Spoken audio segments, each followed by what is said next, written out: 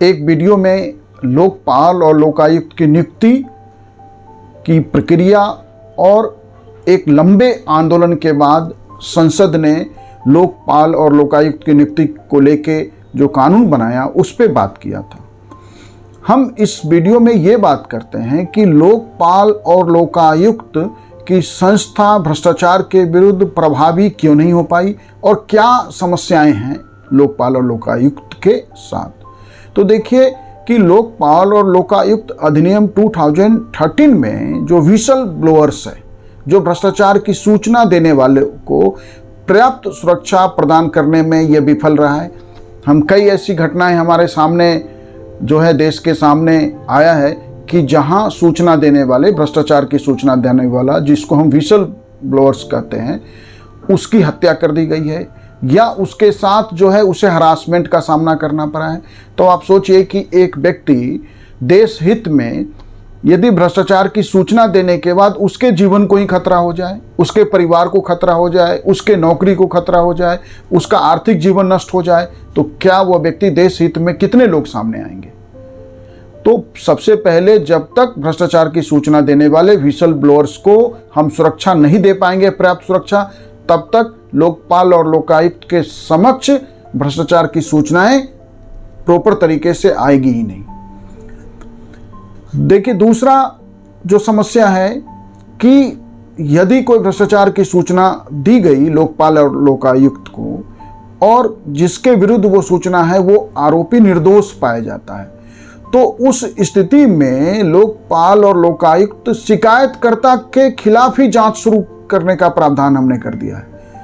अब आप सोचिए कि जब शिकायत करने वालों के विरुद्ध ही जांच हो सकती है, क्योंकि जिनके विरुद्ध भ्रष्टाचार के मामले की सूचना किसी व्यक्ति ने, किसी संस्था ने दिया, वो उच्च पदों पर आसीन लोग हैं, उनके विरुद्ध किसी मामले का साबित होना ऐसे ही आसान नहीं है। इसलिए कई बार जो है आरोपी निर्दोष निकल जाएंगे। जब आरोपी निर्दोष निकल जाएंगे तो शिकायतकर्ता के विरुद्ध जांच शुरू होगा। अब ये प्रावधान जो है का मतलब यह है कि हम लोकपाल और लोकायुक्त की संस्था को हम प्रभावी तरीके से काम ही नहीं करने देना चाहिए, माने शिकायतकर्ता के विरुद्ध ही जांच होगी। और उससे क्या होगा, शिकायत करने वाले लोगों को यह प्रावधान जो है हतोत्साहित करता है और उनके अंदर डर और भय पैदा करता है। लोकपाल और लोकायुक्त की जो नियुक्ति की राजनीतिक प्रक्रिया है कि जो नियुक्ति के लिए 5 सदस्यीय समिति जो की सिफारिश पर राष्ट्रपति नियुक्ति करते हैं। देखिए उनमें कौन है, प्रधानमंत्री, लोकसभा के अध्यक्ष, लीडर ऑफ ओपोजिशन, या लोकसभा में लीडर ऑफ ओपोजिशन का पद खाली है तो लोकसभा में मुख्य विपक्षी दल का नेता। इसके अलावा राष्ट्रपति के द्वारा नामित एक न्यायविद और एक जो है सीजीआई के द्वारा नामित या सीजीआई।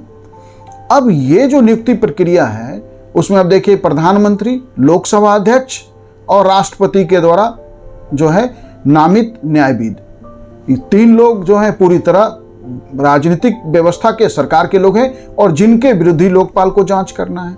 तो ये लोकपाल की नियुक्ति की जो राजनीतिक प्रक्रिया है उसमें कैसे संभव है कि हम ऐसे लोकपाल की नियुक्ति कर सकें या ऐसे लोकायुक्त की नियुक्ति की जा सके। ऐसी नियुक्ति की प्रक्रिया राज्य स्तर पे लोकायुक्त की है। अब इसमें जो ये कहा गया कि प्रख्यात न्यायविद, अब ये तय करने का क्या कोई मानदंड ही नहीं इसमें बताया गया कि प्रख्यात जो है डिस्टिंग्विश व्यक्ति हो, डिस्टिंग्विश ज्यूरिस्ट हो, कि प्रख्यात न्यायविद हो, यह तय करने का कोई मानदंड नहीं है लोकपाल एक्ट में। तो लोकपाल और लोकायुक्त के पद को भी संवैधानिक दर्जा नहीं दिया है। लोकपाल और लोकायुक्त की संस्था तो संवैधानिक है, लेकिन लोकपाल और लोकायुक्त के पद को हमने संवैधानिक दर्जा नहीं दिया। सरकारी विभागों और राज्य जांच एजेंसियों से कोई पर्याप्त जानकारी लोकपाल या लोकायुक्त को समय पे मिलता नहीं है और पर्याप्त जानकारी न मिलने से सामान्यतः कार्रवाई में देरी होती है। भ्रष्टाचार, अच्छा फिर देखिए एक और प्रावधान है कि भ्रष्टाचार की शिकायत 7 साल की समय सीमा के बाद दर्ज नहीं की जा सकती है। तो इसका मतलब है कि यदि कोई व्यक्ति प्रभावशाली तरीके से व्यवस्था में किसी पद पर आसीन है और उसके विरुद्ध भ्रष्टाचार के मामले यदि किसी के जानकारी में है और वह व्यक्ति डर से उसके पद के प्रभाव में वह कंप्लेन नहीं कर रहा है, तो जैसे ही 7 साल की समय सीमा पूरी होगी अब शिकायत ही नहीं की जा सकती है। माने 7 साल पुराने मामले में लोकपाल और लोकायुक्त में तो सारे प्रावधान लोकपाल और लोकायुक्त एक्ट के इस तरह बनाए गए हैं जिसमें शिकायतकर्ता को हतोत्साहित किया जाए, जिसमें विशल ब्लोअर को परेशान किया जाए, जिसमें विशल ब्लोअर को न कोई कानूनी संरक्षण की बात की गई है। मतलब हम इस संस्था को प्रभावी तरीके से काम करने देना नहीं चाहते।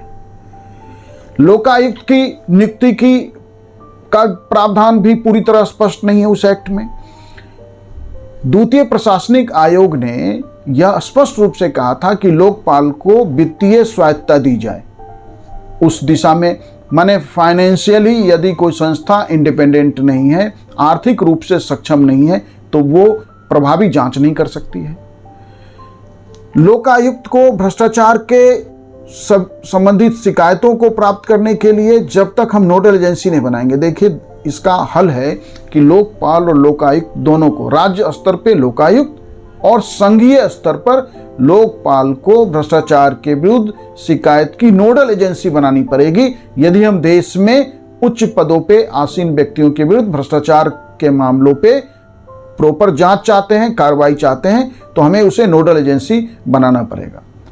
राज्य जो जांच एजेंसीज हैं वो लोकायुक्त को के दायरे में लाया जाए, मतलब कि राज्य जांच एजेंसियों को भी और संघीय जांच एजेंसी को लोकायुक्त और लोकपाल के क्षेत्राधिकार में जब तक नहीं लाएंगे हम कि सारी संघीय जांच एजेंसी लोकपाल के क्षेत्राधिकार में हो और राज्य की सारी जांच एजेंसी लोकायुक्त के क्षेत्राधिकार में लाकर हम इस संस्था को प्रभावी बना सकते हैं, वह प्रावधान नहीं है। लोकपाल और लोकायुक्त को तलाशी लेने का और जब्ती का, सीजर का शक्ति नहीं है, उसके बिना वो प्रभावी तरीके से कैसे भ्रष्टाचार के विरुद्ध काम करेगी। तो लोकपाल और लोकायुक्त को तलाशी का और जब्ती का जो है शक्ति हमें स्पष्ट रूप से प्रदान करना पड़ेगा। साथ ही उसके आदेशों की अवहेलना के लिए अवमानना की कार्रवाई भी शुरू करने का अधिकार हमें देना पड़ेगा। यदि हम चाहते हैं कि भारत में उच्च पदों पर बैठे लोगों के विरुद्ध भ्रष्टाचार के मामले में कोई कंप्रोमाइज नहीं हो, स्पीडी जस्टिस हो, न्याय हो, ताकि व्यवस्था के प्रति लोगों के मन में विश्वास कायम हो, देश की व्यवस्था के प्रति आम आदमी जो है फक्र करे, आम आदमी गर्व करे अपने तंत्र पर, अपने सिस्टम पर, तो हमें लोकपाल और लोकायुक्त के रास्ते में जो बाधा है, जो समस्याएं हैं, उसको दूर करना होगा। Thank you.